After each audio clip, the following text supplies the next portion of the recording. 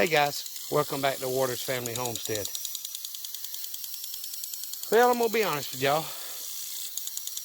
It's Monday afternoon, and the video that came out this morning is not what I had planned for this morning. I had it planned for tomorrow or Wednesday. But the video I did that I planned on letting out this morning, Monday morning, I don't know, I always watch them before I upload them. It just didn't feel right. So I decided I'd do another one. And in that video, I talked about I had new sprinklers ordered, and this is what I was talking about. So this thing will reach about 40 feet, and my garden's about 80 feet long. So it's pretty much spraying to that very end of the corn, to that end of the corn. And this way, I'm not soaking and watering the potatoes as often with that back and forth, you know, whatever you call that other one. So this way the corn gets more water than the potatoes, which is the way it should be. And hopefully that'll help my corn grow a little better and keep my potatoes from rotting in the ground from being so wet. I still got to get out here and weed. I meant to look for that hoe yesterday and forgot. But I did let the Cornish cross and the baby turkeys out. You see they're all out running or doing what they do, sit around doing much of nothing. They'll jump up and run, kind of fly to the next spot they want to be, but that's pretty much what they do. They're lazy. So I've got some blueberries that need picking, and I was looking at them when I let the chickens out, and looks like I got a few of the birds beat me too, but that's all right. But it's it's good to finally have the sprinkler that I needed for the garden. And I don't remember, these things were less than 30 bucks, and I got 3 of them. So they are plastic, but the stake that goes in the ground is metal. So if I decide later that I want to spend, you know, the little bit more money and get the brass or the metal sprinklers that will probably last longer, I may do that. But for right now, these 3 definitely are better than what I had. So I'm going to get by with this for a little bit. But anyway, I showed y'all in the other video that I decided not to upload. There was 4 rabbits in the yard yesterday evening when I had the sprinkler going, and I put the sprinkler in here in the fruit orchard. But what I want to do now is, I've got another water hose out. I want to get one of them other sprinklers that came in and hook it up, and I want to put one of these type, what I call irrigation type sprinkler, on this fruit orchard and see if I can get to all the trees. I don't know, but I can bring it out to the middle and it'll shoot about 40 feet, which should be enough to get most, if not all of it. So that's the idea. I'm gonna get that set up, and then I'll come back and show y'all when I get done. All right, guys and ladies. I apologize to all you ladies if y'all think I'm calling you a man. I'm not. I realize the analytics say I have more female viewers than men, but that's fine. Now, if I put a piece of PVC pipe in the ground and held that up 3 or 4 feet off the ground, of course you would get more distance out of it, but it's watering all the way from that apple tree in the corner, that fig tree and the little one. It's getting all the way back to, the only one that's not getting very well is that very last apple tree in the corner. And that's actually all downhill from here. So it's getting the nectarine trees, it's getting everything inside the fence. If that blueberry bush wasn't so big, it'd probably get that corner back there a little bit better. But so I've got them both running, and they're both doing what the advertisement said, which is covering about 40 feet. I mean, it's got a good range, and I like the fact that this side I can set up to where it's not spraying an area I don't need to spray.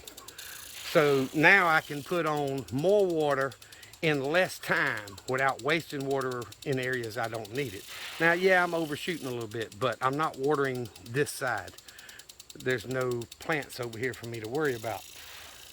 So either way, no, it's not a big deal to some people, but You know, if crap has hit the fan, guys, and you do not have the electricity it takes to run your well, or whichever way, a 12-volt pump on a tank, you know, the way I set my old camper up when I built it. It's got a 30-gallon freshwater tank. It's got a 2.5-gallon water heater that's electric, so I could run it off of my battery bank with the inverter. And believe it or not, I turn it wide open, and you could take a shower, conserving your water, of course, and have a nice hot shower. And before you can get dried off and get dressed and the next person get in there, that water's hot again. So you're never really running out with that smaller tank. But water after crap hits the fan, if you're having to haul water, you definitely don't want to use a sprinkler like this. You're wasting too much. You'd be better off to go to each plant and just water that way. But with the system that I'm trying to set up, which would be a gravity-fed 550-gallon system, you know, I crank the generator once a week, once every 2 or 3 weeks, and fill the tanks back up. I'm planning on having plenty of water after crap hits the fan. And if I can ever get that inverter that I need, I'm just scared about buying the wrong one, but if I ever get the right inverter, I'll be able to supply all my electricity needs with the solar and the batteries that I've got. And of course, eventually I'll add on to that to wind and so on. But water is going to be vital, guys, especially those of us that live in the hotter climate in the south, where you've got to get water to your animals, you've got to get water to your crops so that you can harvest enough food to feed your people.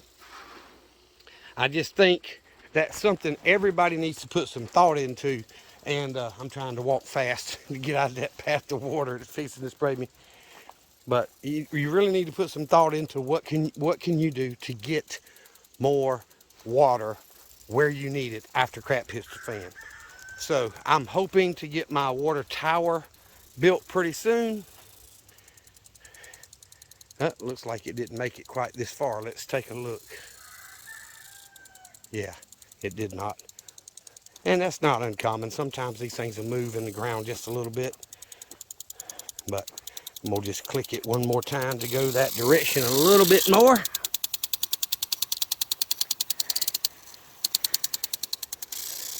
Yep, that's it. It's covering both ends well now. So yeah, see, with this type system, you're over watering. I'm watering past the little 2 rows of corn there. All that's not food. So you may want to do a more on-the-spot water at that point in time. But you need to have a plan for water. Life does not exist without fresh, drinkable water. But anywho, I'm going to get off here. I just wanted to do a video and show y'all that I'm still trying to make little baby steps, little steps at the time. You know, this may only be 30 bucks. You know, week before last, I spent 180 on feed. So you do what you can. And, you know, maybe you can't afford, let's see, how many have I got? Right at 30 total. Maybe you can't afford 30 chickens. Maybe you can only afford 2 or 3. 50-pound bag lasts you for several months. So, you know, $16, $17 for several months breaks down to pennies on the day. And if you let them free range, if you're able to do that, then that'll save you on that feed as well. But anywho, water, guys, you can have all the food you want, but if you don't have enough water to use for drinking and to use for cooking, then the food's going to feed somebody else that's got water. I promise you. Need to focus on it. And I need to get better at my plan too. But anyway, if I can help y'all, let me know. Send me an email, send me a comment, you know, something, and we'll get in touch. I appreciate y'all watching the videos. Remember what I always tell you. Jesus loves you, and so do I. Y'all be safe. Be prepared.